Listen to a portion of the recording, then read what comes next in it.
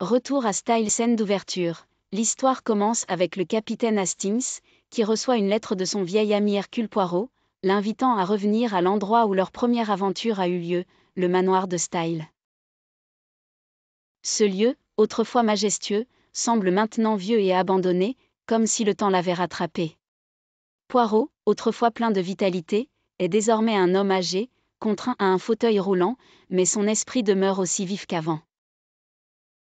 Hastings entre dans le manoir et trouve Poirot avec un sourire énigmatique. Poirot lui annonce qu'un crime est sur le point de se produire. Hastings est perplexe, car rien de suspect n'a encore eu lieu.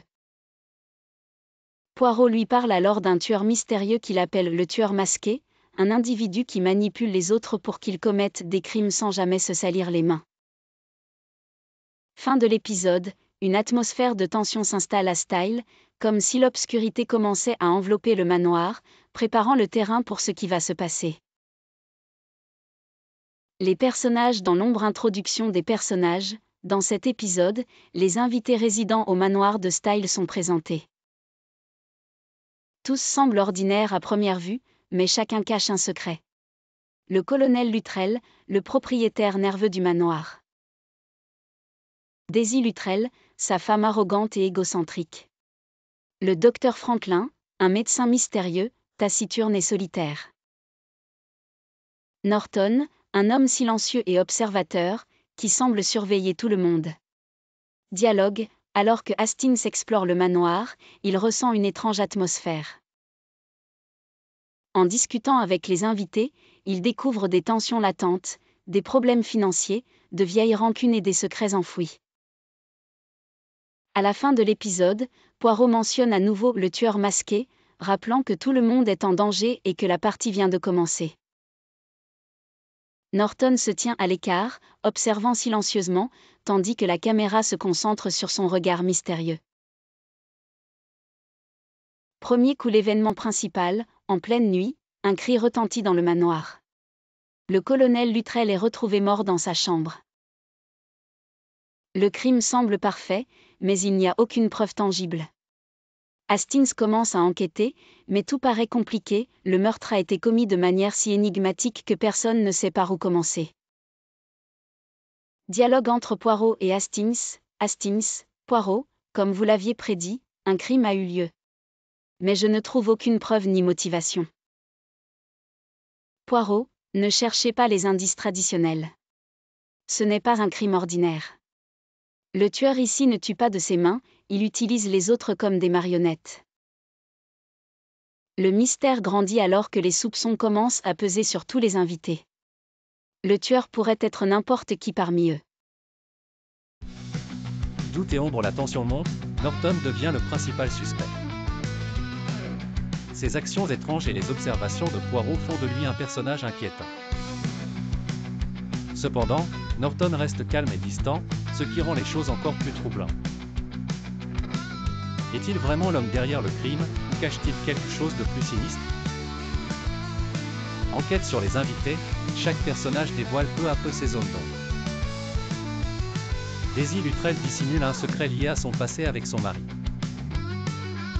Le docteur Franklin semble cacher quelque chose de louche à propos de ses recherches médicales.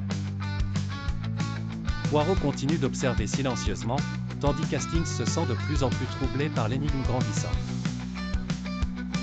Il commence à craindre pour la sécurité de tous. Hastings, frustré, dit à Poirot, « Poirot, tout cela est un immense puzzle. Je ne comprends rien. » Poirot, avec un sourire mystérieux, lui répond, « Parfois, mon ami, la solution est juste sous vos yeux. » La vérité dans l'ombre. Révélation, l'épisode commence par des indices subtils qui apparaissent peu à peu. Poirot découvre que Norton n'est pas simplement une victime des soupçons, mais l'esprit machiavélique derrière tout.